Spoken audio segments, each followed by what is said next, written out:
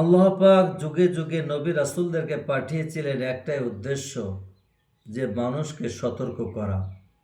মানুষ যে আল্লাহকে ভুলে গিয়ে দুনিয়ার কাজে যখন লিপ্ত হয়ে পড়ে, যখন দুনিয়াটা তার কাছে আসল বস্তু হয়ে যায়, মানুষ আল্লাহকে চিনা, আল্লাহর যে উদ্দেশ্য মানুষকে সৃষ্টি করার, সেই উদ্দেশ্যটা যখন মানুষ ভুলে যায়, তখন আল্লাহ পাক যুগে যুগে নবী রাসূলদেরকে পাঠান।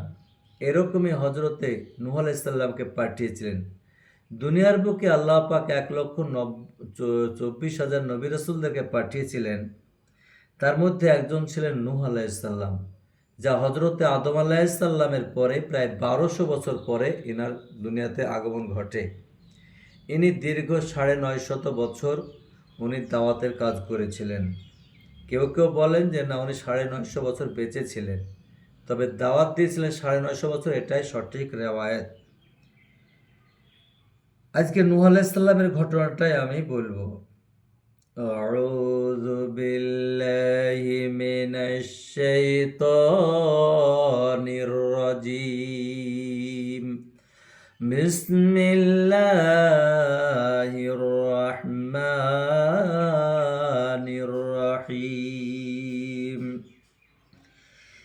إنا أرسلنا نوحا إلى قومه أن أنذر قومك من قبل أن يأتيهم عذاب أليم। নূহকে আমি প্রেরণ করেছিলাম তার সম্প্রদায়ের প্রতি এই নির্দেশ দিয়ে, তুমি তোমার সম্প্রদায়কে সতর্ক করো তাদের প্রতি শাস্তি আসার পূর্বে।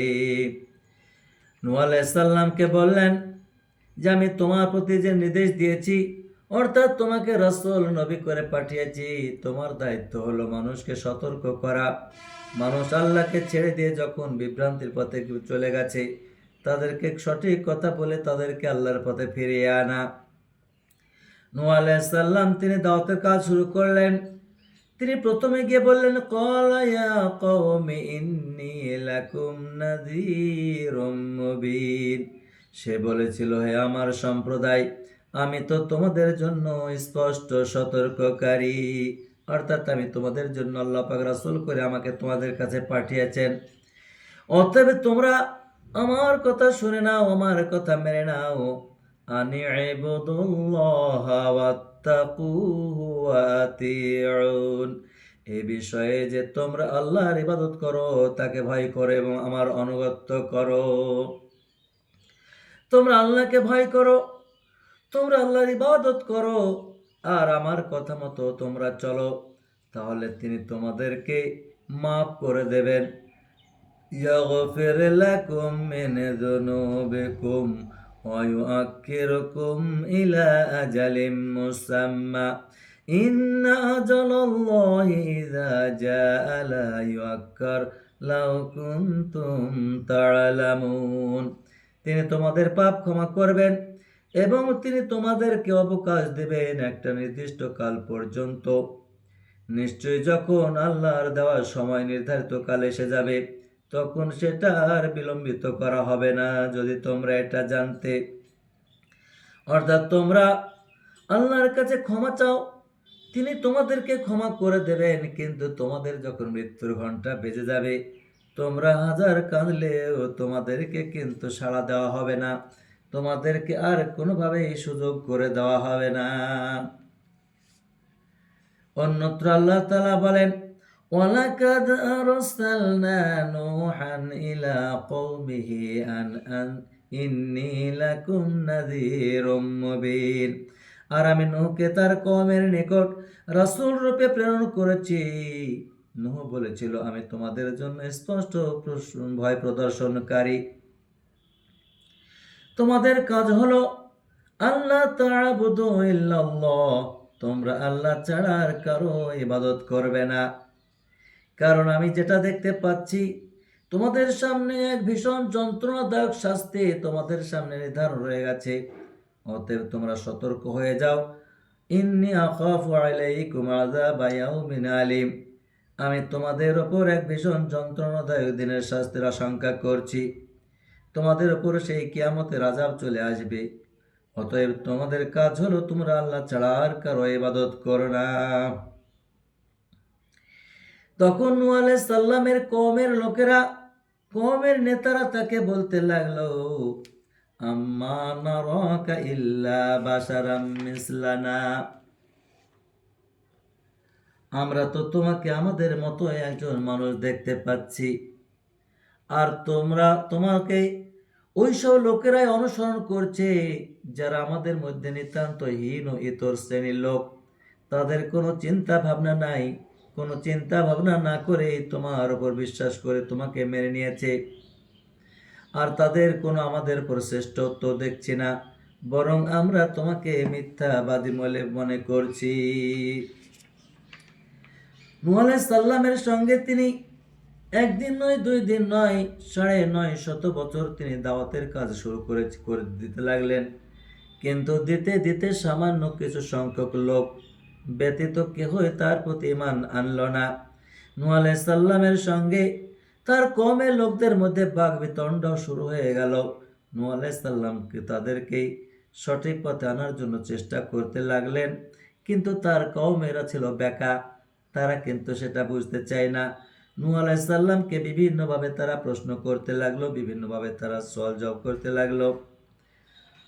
সে বলল, হে আমার কওম, আচ্ছা বলো তো, আমি যদি স্বীয় রবের পক্ষ হতে প্রমাণের ওপর প্রতিষ্ঠিত থাকি এবং তিনি আমাকে নিজ সান্নিধ্যান হতে রহমত অর্থাৎ নবুয়ত দান করেন, তবে তোমাদের বোধগম্য না হয়, তাহলে কি এ বিষয়ে তোমাদের বাধ্য করতে পারি যখন তোমরা ওটা অবজ্ঞা করতে থাকো?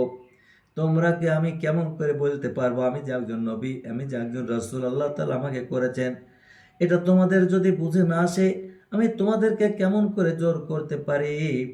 আর হে আমার কওম, আমি এতে তোমাদের কাছে কোনো ধন সম্পদ চাচ্ছি না, আমার বিনিময় তো শুধু আল্লাহর জিম্মায় রয়েছে। আর আমি এই মুমিনদেরকে বের করে দিতে পারি না, নিশ্চয় তারা নিজেদের সে রবের সমীপে গমনকারী, পরন্তু আমি তোমাদেরকে নির্বোধ কম রূপে দেখছি। হে আমার কওম, আমি যদি তাদেরকে বের করে দিই, তাহলে আল্লাহর পাকড়াও হতে কে আমাকে রক্ষা করবে? তোমরা কি এতটুকু বোঝো না? আর আমি তোমাদেরকে কথাও বলছি না যে আমার নিকট আল্লাহর সকল ভান্ডার রয়েছে এবং আমি অদৃশ্যের কথা জানি, আমি যে গায়েবের কথা জানি। আর আমি এটাও বলি না যে আমি ফেরেশতা। আর যারা তোমাদের চোখে হীন ইতর শ্রেণীর লোক, আমি তাদের সম্বন্ধে এটা বলতে পারি না যে আল্লাহ কখনো তাদেরকে কোনো নিয়ামত দান করবেন না। তাদের অন্তরে যা কিছু আছে তা আল্লাহ উত্তম রূপে জানেন। আমি এরূপ বললে অন্যায় করে ফেলবো। নূহ আলাইহিস সালাম যখন তার কওমকে এসব কথাগুলি বললেন, নূহ আলাইহিস সালামের কওমেরা তারা তখন বলতে লাগলো, হে নূহ, তুমি আমাদের সাথে তর্ক বিতর্ক করেছো, অনেক বেশি বিতর্ক করে ফেলেছো। সুতরাং যে সম্বন্ধে তুমি আমাদেরকে ভয় দেখাচ্ছ তা আমাদের সামনে আনয়ন করো, যদি তুমি সত্যবাদী হয়ে থাকো। নূহ আলাইহিস সালাম বলল, ওটা তো আল্লাহর জিম্মায় রয়েছে, তিনি যখন ইচ্ছা করবেন তখন সেটা দেবেন। আমি তার যখন সেটা আসবে, আল্লাহ পাকের আযাব যখন এসে যাবে, তখন তো ওটা ঠেকাতে পারবে না। আর আমি যে তোমাদের যে ভালো কামনা করছি, মঙ্গল কামনা করছি, আমি যে তোমাদেরকে নসিহত করছি, এটা তোমাদের কোনো উপকারে আসছে না। আমি যতই তোমাদের জন্য মঙ্গল কামনা করি না কেন, তোমাদের সেটা কোনোই উপকার আসবে না। যদি আল্লাহ তোমাদেরকে পথভ্রষ্ট করার ইচ্ছা হয়, তিনি তোমাদের রব, আর তারই কাছে তোমাদেরকে ফিরে যেতে হবে।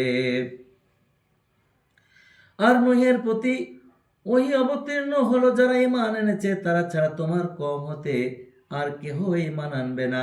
অতএব যা তারা করছে তাতে তুমি মোটেই দুঃখ প্রকাশ করো না। নূহ আলাইহিস সালাম যখন দীর্ঘ 950 বছর দাওয়াত দেওয়ার পরে কেউ যখন তার কথা শুনল না, তখন তিনি আল্লাহ তাআলা তাকে জানিয়ে দিলেন, হে নূহ, তুমি তাদেরকে এত তর্ক বিতর্ক করো না। কারণ যখন কোনো নবীকে রাসূলকে মিথ্যাবাদী বলে, তখন এটা সহ্য করা বড়ই কঠিন হয়ে যায়।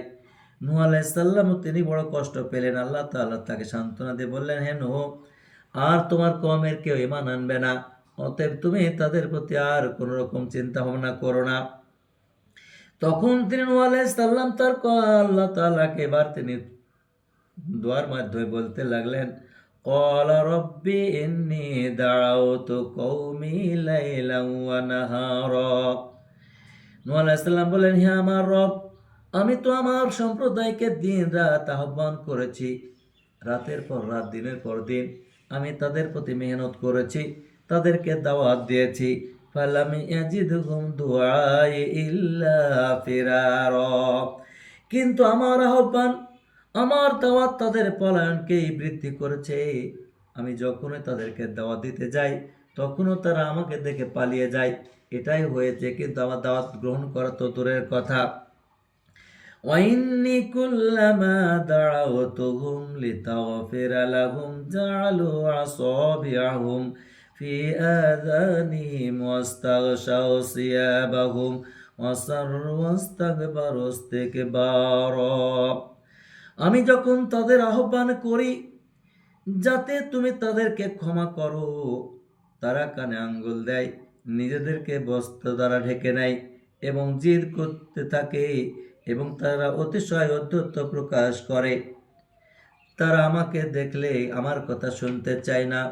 যেমন রাসূলুল্লাহ সাল্লাল্লাহু আলাইহি ওয়াসাল্লামের যখন কোরআন তিনি পড়তেন, তখন কাফেররা বলতো, লা তাসমাউ লিহাদাল কোরআন, যে তোমরা কোরআনকে শ্রবণ করো না। এরাও কানে আঙ্গুল দিত, তারা শোরগোল চেঁচামেচি শুরু করে দিত। এরকমই তিনিও নূহ আলাইহিস সালাম আল্লাহকে জানালেন, আমি যে যখন তাদেরকে দাওয়াত দিই, তখন তারা কানে আঙ্গুল ঢুকিয়ে দেয় যেন আমার কথা তাদের গহ্বরে না ঢোকে, আর তারা মুখ ঢেকে নেয়, আমাকে যেন দেখতে চায় না তারা। আর তারা অনেক জিদ করে, আর তারা আমার সঙ্গে অনেক অধ্যত্ব প্রকাশ করে। সুম্মা ইন্নী দাআউতুহুম জিহারা, অতঃপর আমি তাদেরকে আহ্বান করেছি প্রকাশ্যে, আমি প্রকাশ্যে বলেছি। সুম্মা ইন্নী আ'লানতু লাহুম ওয়া আসরারতু লাহুম ইসরারা, পরে আমি সোচ্চার প্রচার করেছি, উপদেশ দিয়েছি গোপনে, আমি তাদেরকে সমস্ত দিক দিয়ে চেষ্টা করেছি। ফাকুলতু আস্তাগফিরু রাব্বাকুম ইন্নাহু কানা গাফফারা, আমি বলেছি তোমাদের রবের কাছে ক্ষমা প্রার্থনা করো, তিনি তো মহা ক্ষমাশীল।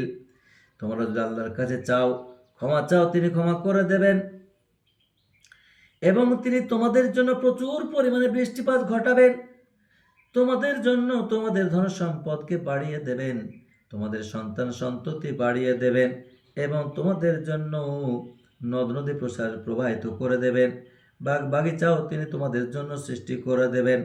তোমাদের কি হয়েছে যে তোমরা আল্লাহর শ্রেষ্ঠত্ব স্বীকার করতে চাচ্ছ না, অথচ তিনি তোমাদেরকে সৃষ্টি করেছেন পর্যায়ক্রমে। তোমরা কি লক্ষ্য করো না আল্লাহ কিভাবে সৃষ্টি করেছেন সাত আকাশ স্তরে স্তরে, এবং সেখানে চাঁদকে আলোক রূপে স্থাপন করেছেন, এবং তিনি সূর্যকে স্থাপন করেছেন প্রদীপ রূপে।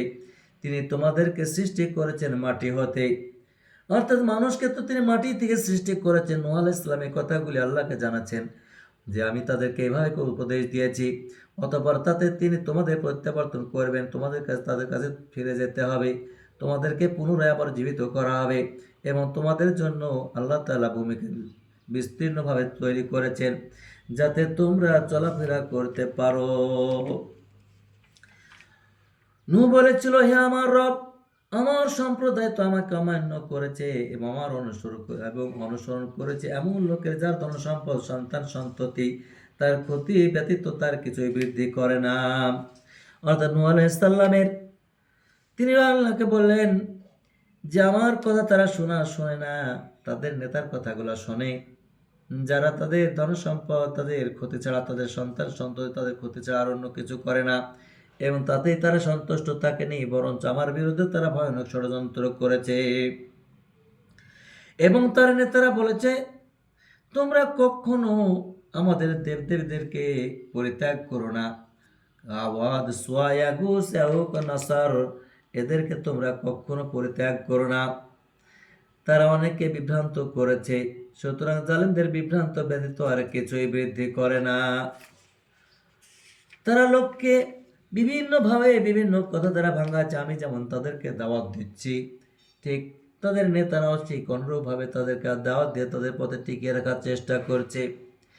তাদের অপরাধের জন্য তাদের নিয়োগ এবং তাদেরকে বলা হলো, এবং আরো নূহ আলাইহিস সালাম বললেন, হে আমার রব, পৃথিবীতে কাফের কোনো উগ্রবাসী অব্যাহতি দিও না। ক্বালা নূহুর রাব্বি লাতাযার আলাল আরদি মিনাল কাফিরিনা দাইয়ারা।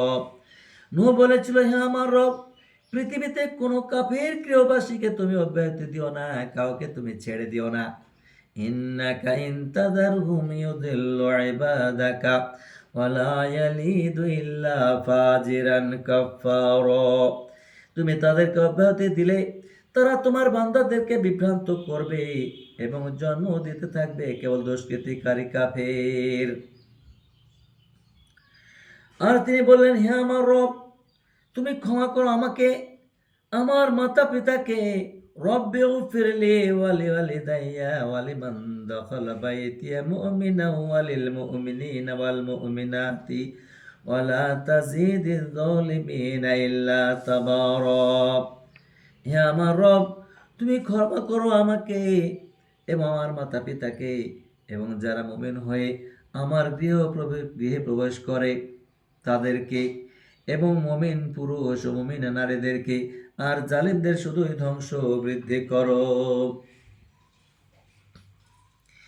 তখন আল্লাহ তাআলা বললেন, ওয়াসনাইল ফুলকা বিআয়ুনিনা ওয়া ওয়াহয়িনা ওয়ালা তুখাতিবনি ফিল্লাযিনা যালামু ইন্নাহুম মুগরাকুন। আর তুমি আমার তত্ত্বাবধানে আমার নির্দেশ ক্রমে নৌকা নির্মাণ করো, আর আমার কাছে জালিমদের ব্যাপারে অর্থাৎ কাফিরদের সম্পর্কে কোনো কথা বলো না, তাদের সকলকে নিমজ্জিত করা হবে। যখন কাফিরদের নূহ আলাইহিস সালামকে আল্লাহ তাআলা জানিয়ে দিলেন, এবার তোমার কাজ হচ্ছে একটা নৌকা নির্মাণ করা, আর যখন আমার আযাব এসে যাবে তখন তুমি তাদের জন্য কোনো রকম সুপারিশ করো না। আল্লাহ পাকের হুকুম পেয়ে নূহ আলাইহিস সালাম নৌকা তৈরি করতে লাগলেন। যখন তার কওমের লোকেরা তার নৌকার পাশে দিয়ে যাওয়া আসা করত, তখনই নূহ আলাইহিস সালামকে বিভিন্ন কথার দ্বারা উপহাস করত। এমনকি তারা বলতো, এ নূহ কি, কাছে তো কোনো নৌকা নাই, এই নৌকা কি রাস্তার উপর দিয়ে চালাবে নাকি? নূহ আলাইহিস সালাম তখন তিনি বলতেন, তোমরা যেমন আমাকে আজ উপহাস করছো, আমিও তোমাদেরকে উপহাস করব। সুতরাং সত্যই তোমরা জানতে পারবে কোন ব্যক্তির ওপর এমন আযাব আসার উপক্রম হয়েছে যা তাকে লাঞ্ছিত করবে এবং তার উপর চিরস্থায়ী আযাব নাজিল হবে। এইভাবে নৌকা যখন নির্মাণ করা কমপ্লিট হয়ে গেল, একদিন অবশেষে তখন আল্লাহর ফরমান এসে পৌঁছলো। আল্লাহ তাআলা যখন জানিয়ে দেবের হুকুম চলে আসলো এবং জমিন হতে পানি উঠতে লাগলো, তখন আল্লাহ তাআলা বললেন, প্রত্যেক শ্রেণীর মধ্য থেকে একজন নর এবং নারী, মাদা এবং পুরুষকে তুমি তোমার নৌকায় তুলে নাও এবং নিজ পরিবারকেও, তাদের ছাড়া যাদের সম্বন্ধে পূর্বে নির্দেশ হয়ে গেছে, এবং অন্যান্য মুমিনদেরকেও, আর অল্প কয়েকজন ছাড়া কেউই তার সাথে ঈমান আনেনি। এদের সংখ্যা বলা হয়েছে 40 জন পুরুষ এবং 40 জন নারী। তখন নূহ আলাইহিস সালাম প্রত্যেকটা প্রাণী থেকে একটা নর এবং একটা মাদা, একজন পুরুষ একজন নারী, এরকমভাবে সকলকে তার নৌকায় উঠিয়ে নিলেন এবং তখন তারপরে নৌকা ভাসতে আরম্ভ করলো। তখন সে বলল, ক্বালা রাকাবু ফিহা বিসমিল্লাহি মাজরিহা ওয়া মুরসাহা ইন্না রাব্বি লাগাফুরুর রহিম। আর সে বলল, তোমরা এতে আরোহণ করো, এর গতি ও এর স্থিতি আল্লাহর নামে, নিশ্চয় আমার রব ক্ষমাশীল দয়াবান।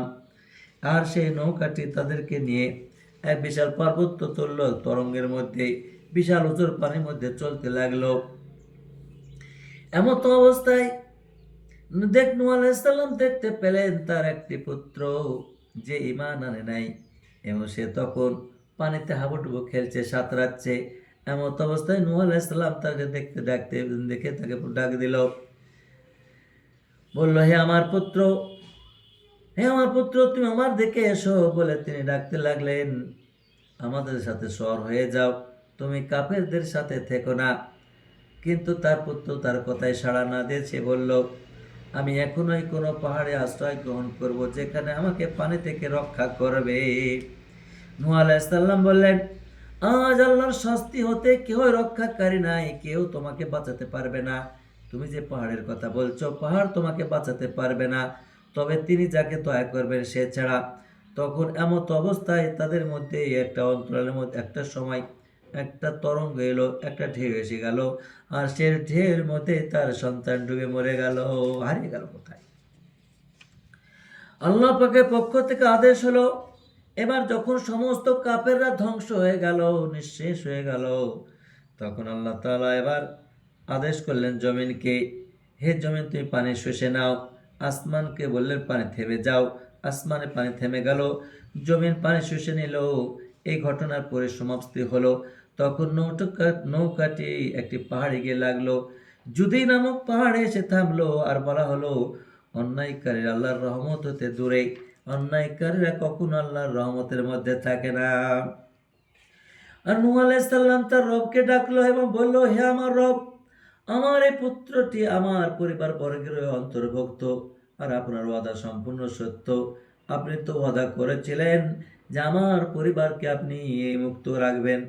তখন এই বলে, এবং আপনি সমস্ত বিচারকদের শ্রেষ্ঠ বিচারক, আপনি তো কোনো কথা অমান্য করেন না। তখন আল্লাহ তাআলা বলেন, হে নূহ, এই ব্যক্তি অর্থাৎ তোমার সন্তান যাকে বলছো, এ তোমার পরিবারভুক্ত নয়, সে তো অসৎ কর্মকারী, সে তো ঈমান আনে নাই, তোমার কথা মানে নাই। অতএব তুমি আমার কাছে এমন বিষয়ে আবেদন করো না, এমন বিষয়ে দোয়া করো না যে সম্বন্ধে তোমার কোনো জ্ঞান নেই। আমি তোমাকে উপদেশ দিচ্ছি যে তুমি অজ্ঞ লোকদের অন্তর্ভুক্ত হয়েও না। নূহ আলাইহিস সালাম ভয় পেয়ে গেলেন। তখন তিনি সঙ্গে সঙ্গে আল্লাহর কাছে দোয়া করে বললেন, হে আমার রব, আমি আপনার নিকট এমন বিষয় আবেদন করা হতে আশ্রয় চাচ্ছি যে সম্বন্ধে আমার কোনো জ্ঞান নেই, আর আপনি যদি আমাকে ক্ষমা না করেন তাহলে আমি সম্পূর্ণরূপে ধ্বংস হয়ে যাব। বলা হলে, হে নূহ, অবতরণ করো আমার পক্ষ হতে সালাম ও বারাকাত সমূহ নিয়ে, যা তোমার উপর নাজিল করা হবে এবং সেই দল সমূহের উপর যারা তোমার সাথে রয়েছে, আর অনেক দল এরূপ হবে যাদেরকে আমি কিছুকাল দুনিয়াতে সুখ স্বাচ্ছন্দ্য দান করব, অতঃপর তাদের প্রতি হবে আমার পক্ষ হতে কঠিন শাস্তি আসবে।